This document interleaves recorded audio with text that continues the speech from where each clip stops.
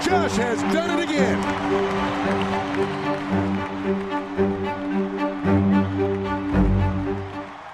Josh, how's it going? It's going, man. Thanks for having me. Thanks for being here. So first time at Globe Life Field. What's it like being in this ballpark? I came to see you first. I don't quite know yet, but just walking in and having the AC on full blast as I get off the elevator, just kind of going. Whew, that is something I didn't get at the other park. So, but what I saw so far is absolutely beautiful, and everybody I've ever talked to has come here, so they absolutely enjoy the stadium and the games there. When you still see the other park, because it's the outside is still up there, it still looks like it's the same. I know it's a little different inside, but you see that exterior. Yeah. What do you think about? It just brings back a lot of good memories. Makes me think of family. My girls, grew up young there, going to games all the time. So it brings back a lot of good memories. My 13-year-old now, she went to a rugby game in it. I don't know, like 2 years ago maybe. And she said, when I walked out, I could just smell what it used to smell like. And she was like, I love it so much.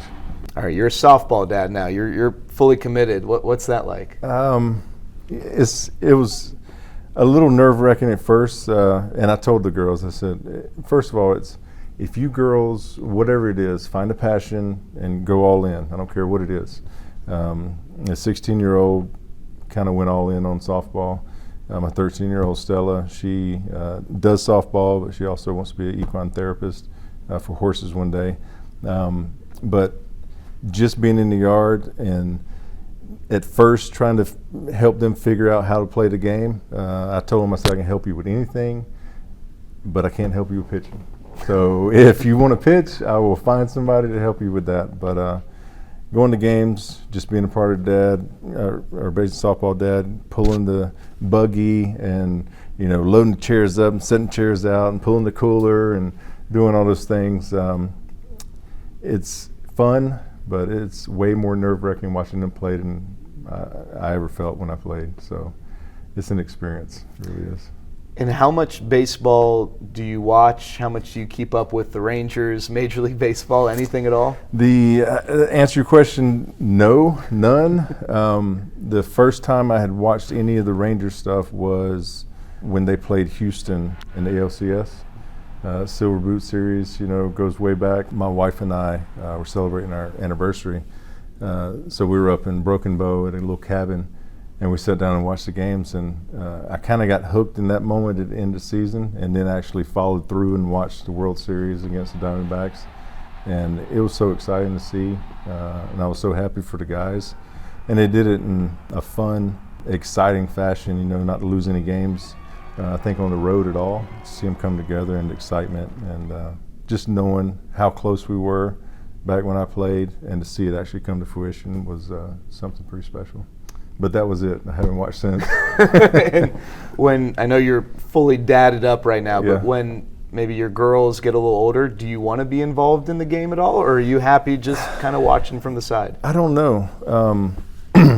That's a good question.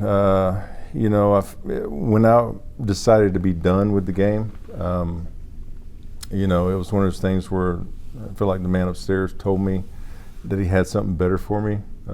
It was okay to be done with baseball, and I believe that. And so far, just being Dad, making up for lost time, missing out on so much all those years, has been a lot of fun.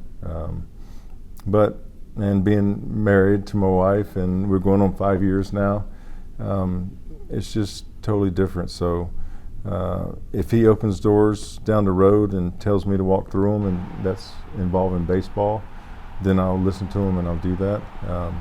But I miss playing still. So the more I'm around it, the more I want to get out there and do stuff. And so, but I can learn to, try to figure out how not to do that, I guess. So I don't know, we'll see. You're going to get your Rangers Hall of Fame jacket. What do the Rangers mean to you? Man, the Rangers are home. At the beginning of my career, coming back from the road I had gone down to get to where I was at that point, and for the organization to embrace me like they did meant the world to me, and it still means the world to me. You know, we still live in Texas. I guess I'm officially a Texan.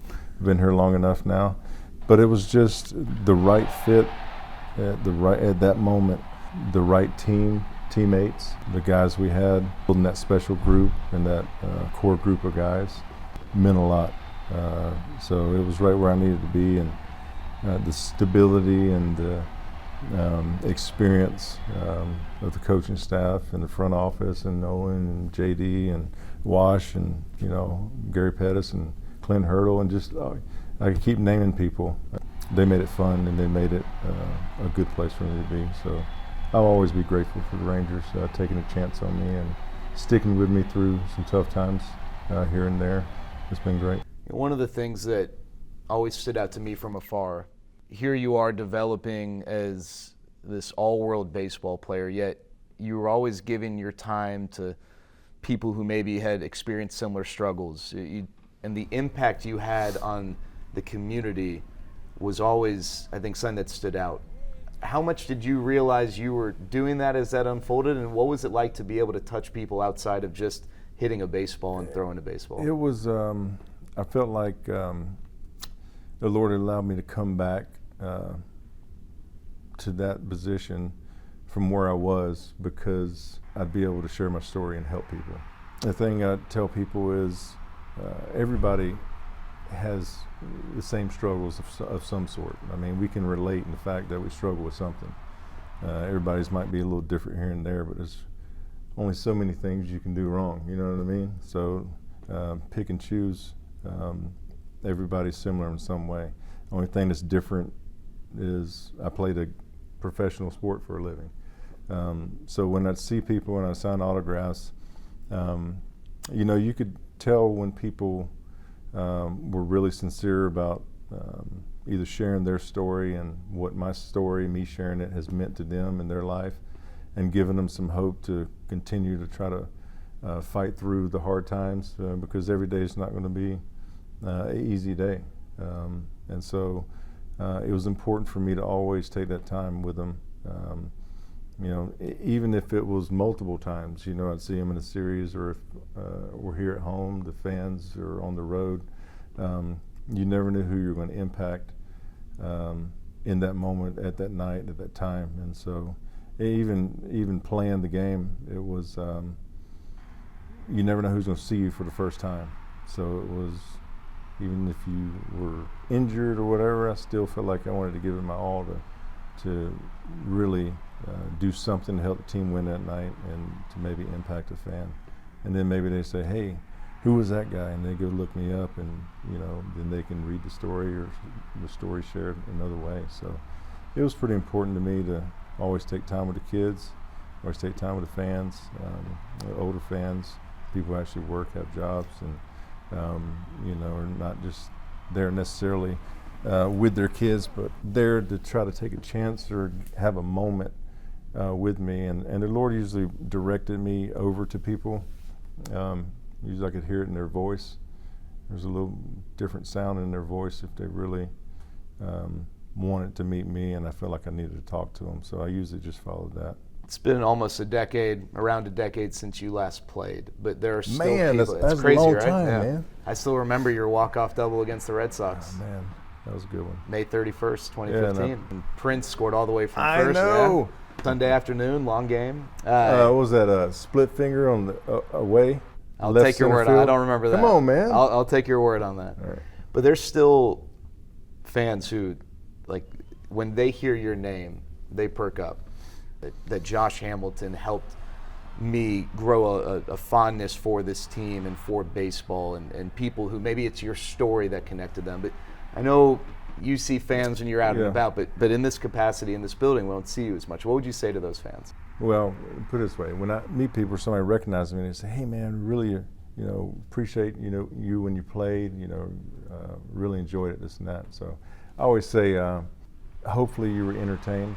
Hopefully I entertained you, because that was the ultimate goal: was to entertain people, to make it exciting for them, and not just me, but that group of guys we had, the fun we had, the love we had for each other, it showed on the field.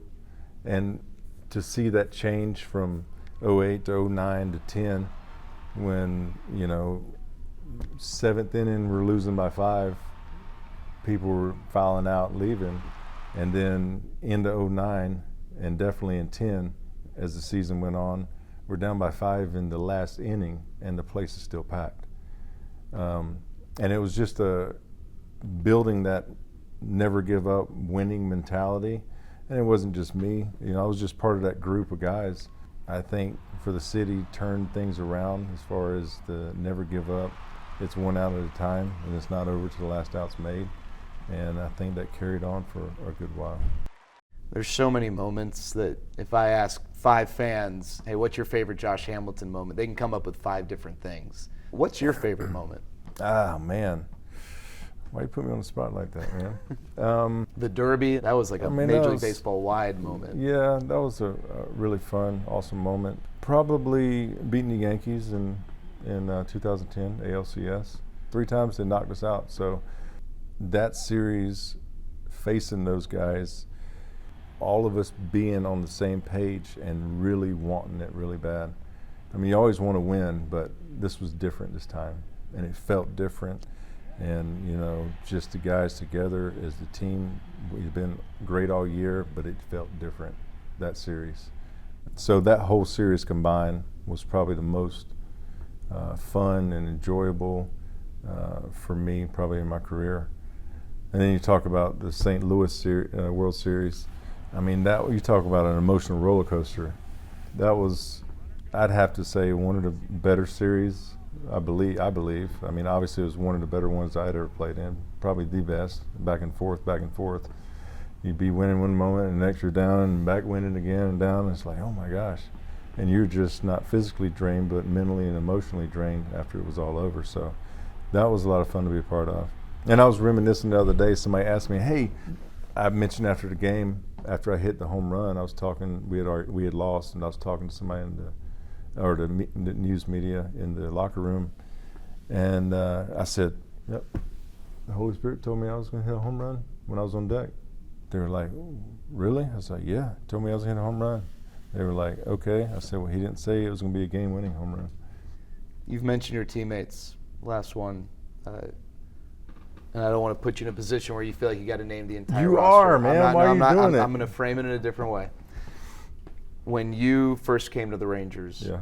as you were trying to settle in and establish yourself here after starting your career in Cincinnati, who were some of the guys that made that easy and made that possible for you? The guys that you still see around, like Michael Young and Kinsler, and actually, you know, David Murphy.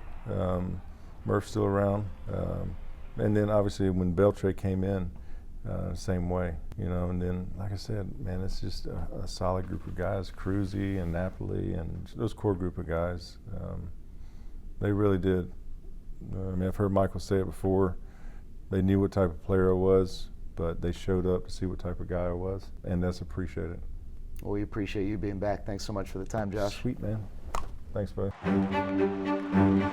Josh has done it again.